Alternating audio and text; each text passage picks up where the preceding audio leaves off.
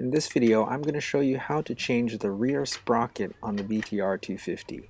Now, ideally, you want to change the chain and both sprockets at the same time. I ran out of time, so I ended up changing my rear sprocket a week after changing the chain in the front sprocket. I went with a ZAM steel sprocket. 41 teeth is the standard size for the BTR 250. And also 520 wide. Now the tools that you need are a 12 and 14 millimeter for adjusting the chain, and a 17 millimeter wrench, and a 24 millimeter socket on the torque wrench. You'll also want a 5 millimeter Allen key. The first step is to engage the front brake. I use the tie wrap. You can use rubber bands or a piece of string, and get the rear of the bike up, lift the rear wheel up using a bike stand. And next you want to remove the rear wheel axle. Use a 17 millimeter wrench and a 24 millimeter socket on the torque wrench. After removing the bolt, if it's difficult, you may need to use a rubber mallet to knock out, to loosen the axle.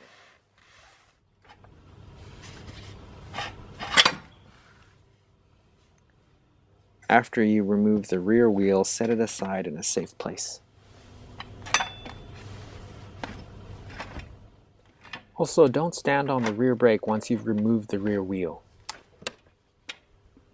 Before laying your wheel down with the sprocket side up, lay down some scrap 2x4s or a piece of carpet to protect your wheel from scratches.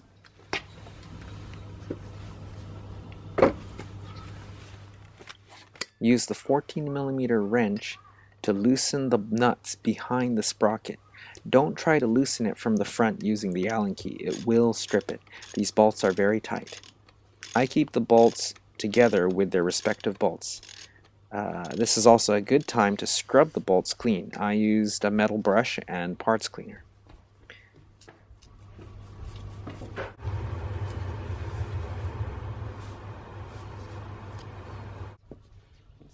You can wear it for now, but when we go out, look at that.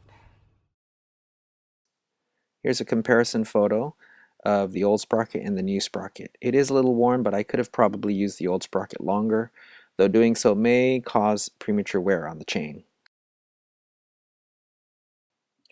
Next, install the new sprocket.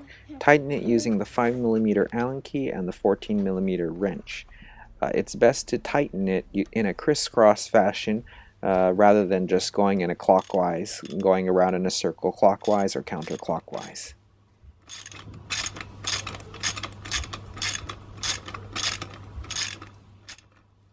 Next, we want to make sure that all the nuts are good and tight.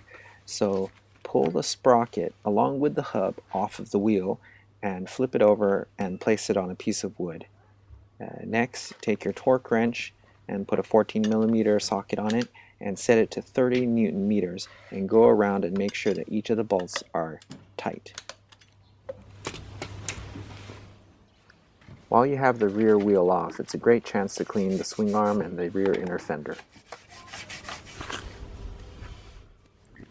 Put the sprocket and the hub back onto the wheel and remount the rear wheel.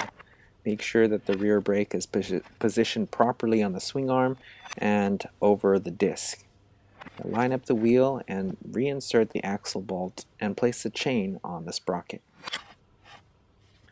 Use the 12 and 14 millimeters on the adjuster bolts to adjust the chain tension.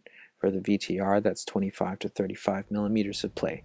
Check video number 3 for more info on how to do this. After you've adjusted the chain tension, tighten the axle bolts using the 17 millimeter and 24 millimeter socket on the torque wrench. Set the torque on the torque wrench to 88 Newton meters. There you have it. That's how to change the rear sprocket on the BTR 250.